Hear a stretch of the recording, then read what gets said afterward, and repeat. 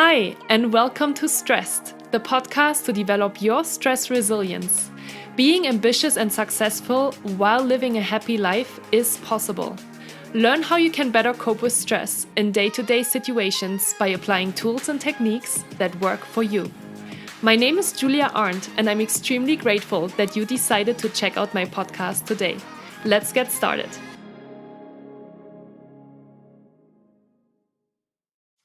Hi, and welcome back to Stressed, the podcast to develop your stress resilience. I am beyond grateful that you decided to check out my podcast today. Thank you so much for listening on a weekly basis. I so appreciate it. And I'm so excited to hear from you on a regular basis. And I'm hearing from more and more of you. And it's always such a pleasure. So thank you for your encouraging words, for always being so friendly, for always being curious about learning new ways of how to deal with stress. I can't be happy and I can't feel more grateful for you. So thank you. So that is exactly the reason why today we're going to speak about your questions, because I had a lot of questions in the last couple of weeks that have reached me, and I'm always really excited to answer them. And usually I get back to you, of course, one-to-one, but I also want to share a few with you today because I think it's just so important to share them with a broader audience, because I'm sure a lot of people would like to know what kind of tools and things you can use in certain situations. So here we go. The first question that I received was, since I worked at Google, where expectations are really high to employees, how do we not let stress manifest in our minds automatically? And the question was especially about like the pressure of delivering and how to deal with expectations and stress at the same time. And that is a really good question, and I love that one of you asked me this question. So I wanted to share this with you. So first of all, when I read this question, I was thinking I can so relate to this, because yes, I worked at Google, and yes, it was a high pressure, high competitive environment, and we had certain goals that we had to achieve on a quarterly basis. We reported back to our managers on a weekly basis. We got performance evaluations on a 3-month basis, later than on a 6-month basis. But yeah, you're constantly evaluated, and of course that creates pressure. So when you are in this competitive environment, it is really true that you are just kind of getting sucked into that without maybe even realizing at the beginning, right? Especially at companies like Google or any other tech companies, I'm sure that's the same thing. You're working with highly ambitious and highly intelligent people, and you are all there for a reason, right? Because those companies only hire the best and the brightest, but that can also create a lot of pressure on you. And so when you get into a company and everybody is working really hard and everybody has the same goals, everybody wants the next promotion and the next pay raise, and of course also the pat on the back from the managers and from the leadership team, it creates a lot of stress on ourselves. And so the question of this beautiful human being here was how to cope with that, and how to balance between being productive and delivering great things and meeting the expectations of your management team while keeping your stress at bay. And the first thing that I always have to say, and I know it kind of sucks to say it, but change always starts within yourself. How often do we think, oh, if only my environment would change, if only the expectations of my manager would be different, if only I wouldn't need to report on my performance in the next 3 months, if only something outside of me would be different, then things would be better and things would be different. Guess what? This is not really the best and most helpful way to look at things, because you cannot really change your external environment. It starts within yourself. And so you should ask yourself the question, what can I do in order to change that for myself? How can I step maybe out of that hamster wheel and that constant cycle of pressure and expectations that might leave a mark on myself? And how can I cope with that? And there's obviously short-term strategies and long-term strategies that you can use when you're finding yourself in a cycle like that. Short-term, when you are feeling a lot of pressure in a certain situation during the day, then you can, for example, take a break. And you can change your perspective while going for a walk in nature. I talked about this a lot before, but basically you should do what you love in order to recharge.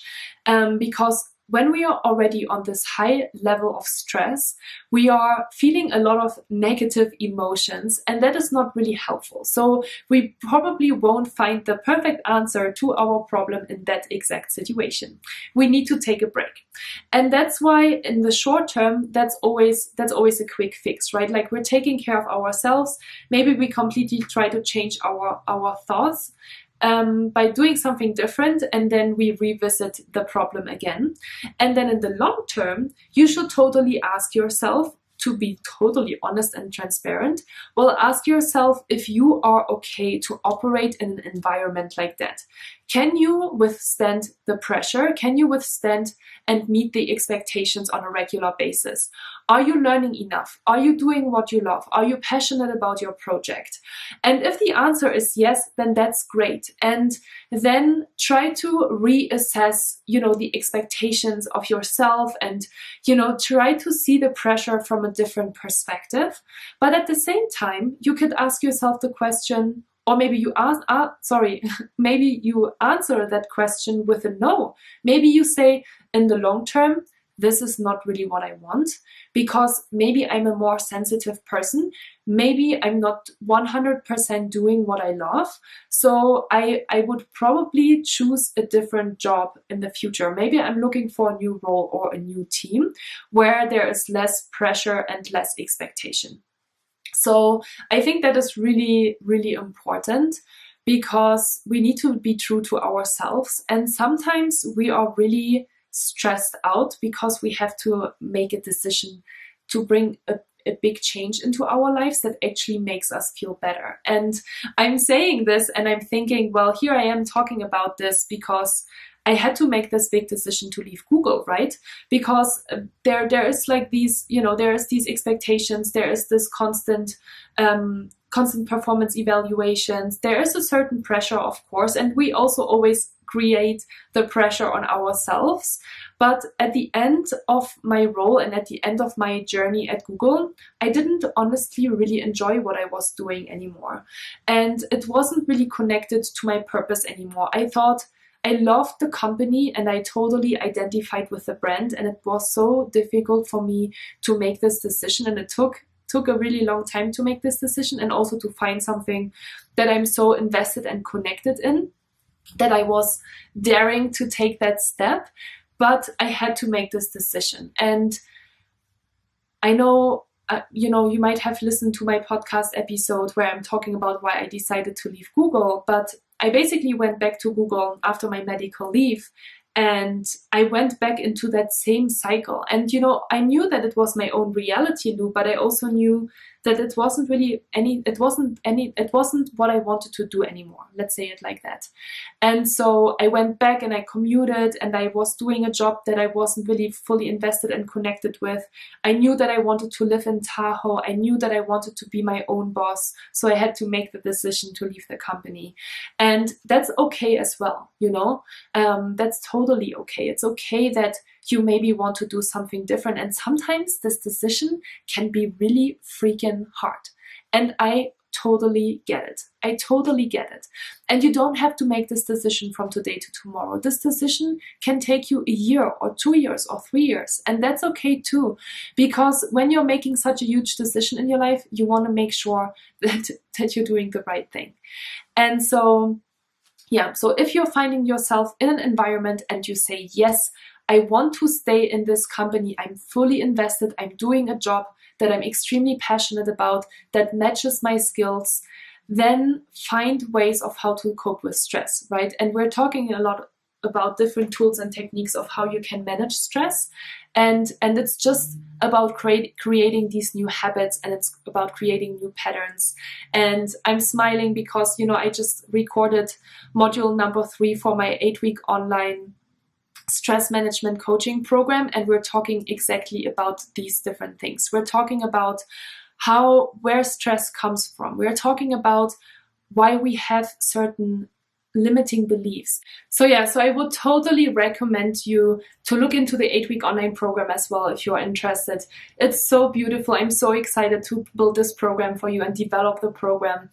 We have 4 modules where we're focusing on mastering self, and we're diving really deep into where stress comes from. I already mentioned that. What are your limiting beliefs? How you can create habits before we are moving over to the second part, which is 4 modules about mastering your workplace, mastering your work environment, mastering your work relationships, and mastering organizational changes.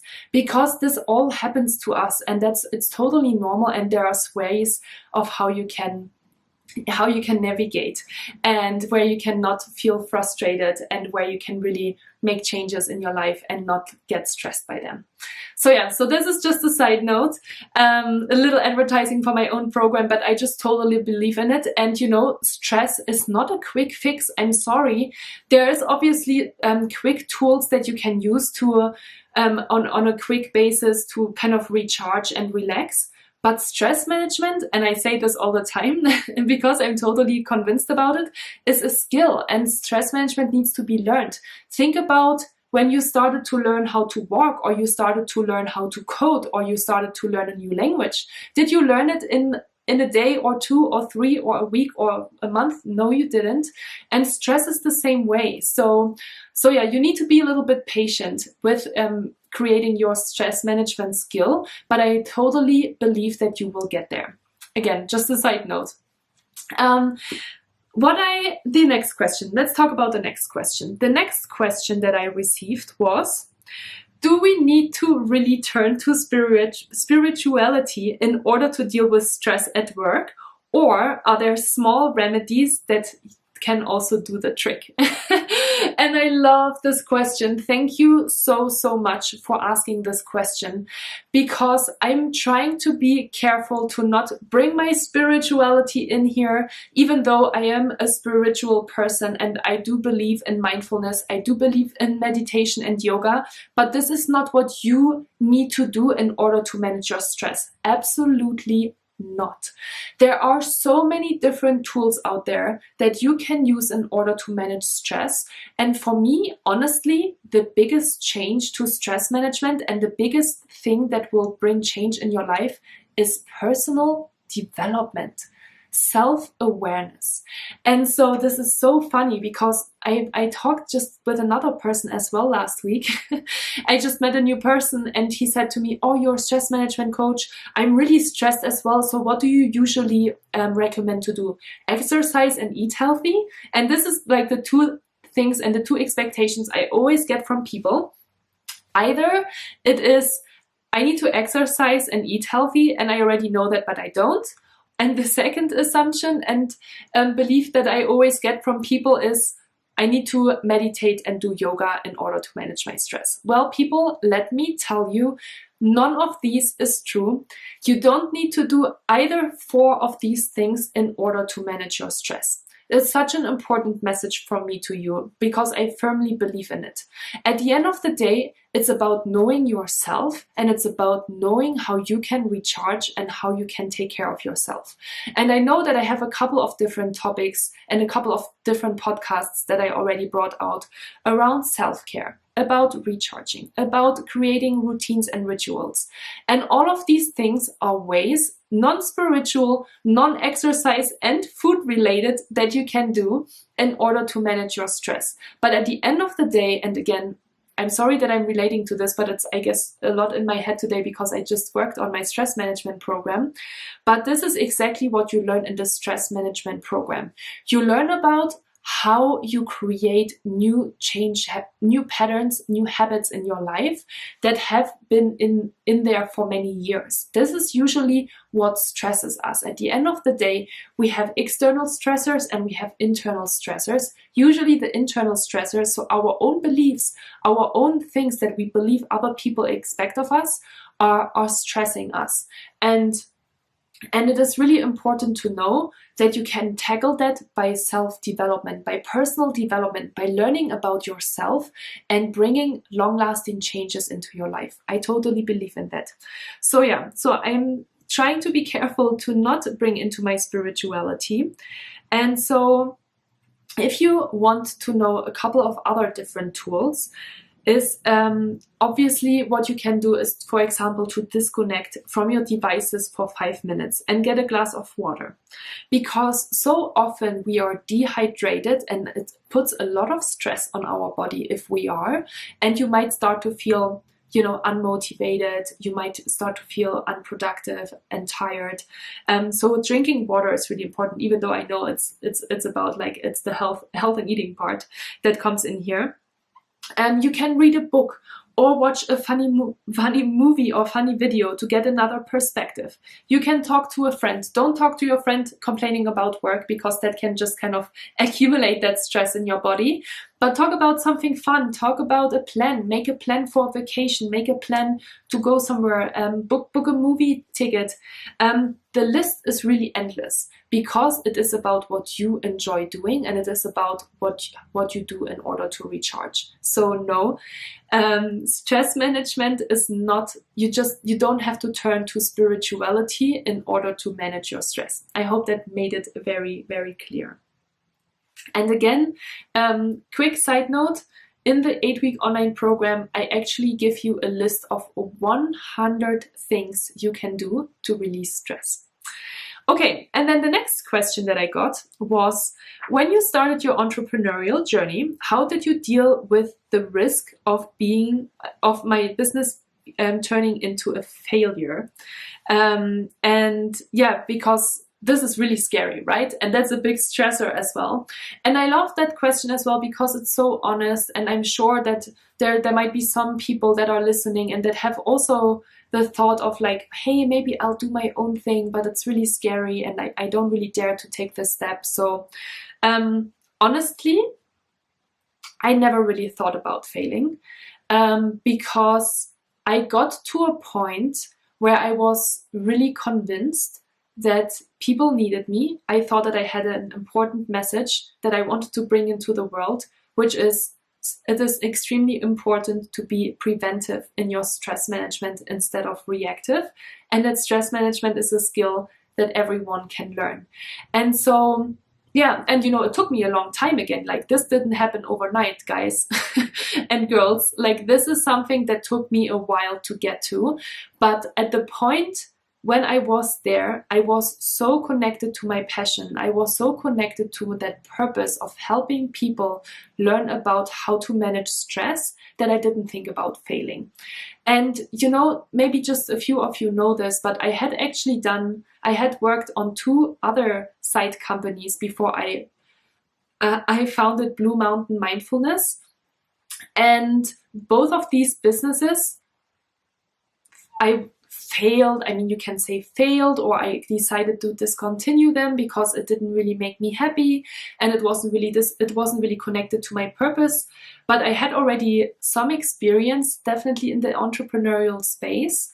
And then finally, I had of course thought about doing that, and I had thought about a support system. I had some savings. I do still have some savings in my bank account because it's only been 3.5 months that I've been on my own. And guess what? You're not making a great amount of money from today to tomorrow and, start to be self-sufficient. You gotta have some savings. So be smart. When you are thinking about going the entrepreneurial route and you're thinking about doing your own business, which I love it. I can, if you're thinking about this, I can just encourage you to do it. But be smart about it. Make sure that, there's a huge audience. I know, like, the US alone spends $300 billion in productivity loss because of a lack of recovery. I know that 8 out of 10 Americans are stressed because of work. And so, yes, I am totally believing that I have a huge audience, that I obviously made sure that I was aware of these numbers. I made sure that I have a plan in place and I know what I want to do. And then finally, I had some savings in my bank account. And finally, the last thing that I want to say is that even if this fails, I don't think of it as failure. I mean, I've learned already so many things. I've already made so many beautiful connections. I have such a wonderful network that is so supportive of me. And even if in a few months or in a year, which totally honestly, I don't believe this is going to happen, but who knows, because life just sometimes happens and we don't know where we're gonna go. Else it would be boring. I don't really believe in failing. And even if I would fail, then I just believe I have such a rich amount of experiences that I'm taking away from this, that again, I wouldn't consider myself as failing in this business endeavor.